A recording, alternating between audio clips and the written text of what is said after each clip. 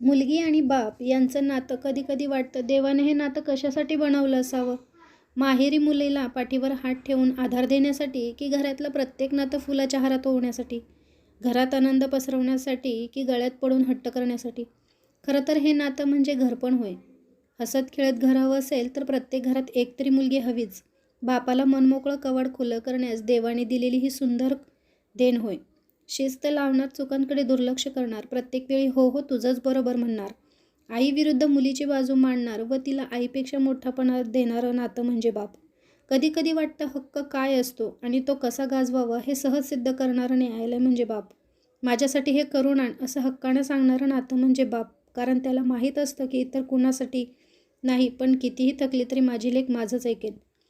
मुलगी कितीही सदन सुखसंपन्न असली तरी कधी कधी तिच्या हातावर 4 टिकल्या टिकवण्यात त्याला खूप आनंद वाटतो. तो असतो बाप.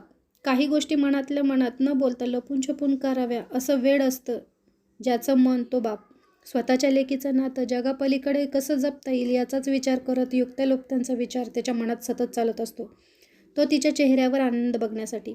तिनं आणलेली प्रत्येक गोष्ट त्याच्या आठवणीत असते. वेळ काळी स्वतःचे हट्ट तिच्याकडून हक्काने पुरवून घेणारी ही एकच नातं असतं, ते म्हणजे बाप. दिवाळी आली की मनातून त्याला सतत वाटत असतं की मी माझ्या हातून मुलीच्या साडीचोळी सजवावी.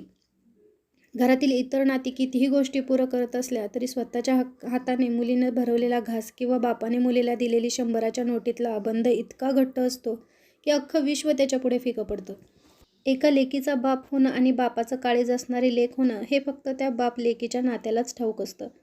प्रत्येकाचा अहवाल मागणारं एक प्रशासकीय कार्यालय म्हणजे बाप. स्वतःच्या मनातल्या इच्छा सांगून माझी अशी इच्छा आहे, असं करायचं का, एवढं करशील ना बाई, तुझ्या हातच्या करून आणशील का, चुपचाप करशील हां, तुझ्या आईला पण सांगू नको, आपल्या दोघात ही गोष्ट राहू दे, तुझं बरोबर आहे, असं विश्वासाचं व्यासपीठ लेक या नात्यात कसं गाजतं हे फक्त एका लेकीच्या बापालाच माहीत असतं. कारण माझं हे चुकलं यार, मी असं करायला नको होतं, हे कबूल केलं जातं तेही फक्त आणि फक्त मुलीसमोरच.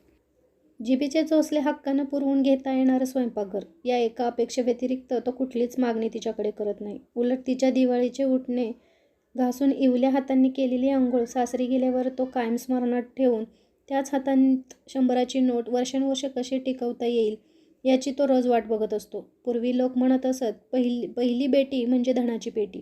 कारण लेक काहीच करत नसली, काहीच देत नसली तरी काळजाचा तुकडा असते तिच्या बापाचा. जगातलं सगळं ऐश्वर्य, सगळं सुख देणारी प्रत्येक गोष्ट त्याला त्याच्यापुढे फिकी वाटायला लागते. तिची चाहूल, तिचा आवाज, तिची भेट, तिने भरवलेला घास त्याच्याकरता सर्वात मोठं धन असतं.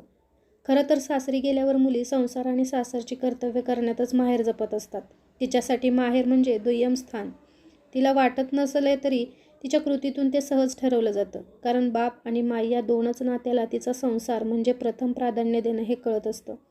मुलीच्या डोळ्यात अश्रू न येण्यास कायम तिला सार करताना चेहऱ्यावरचा आनंद दाखवत दारात तिच्याच पुढच्या फेरीसाठी उंबरठ्यावर स्वागतासाठी सज्ज असतं ते फक्त आणि फक्त बापाचं काळीज. धन्यवाद.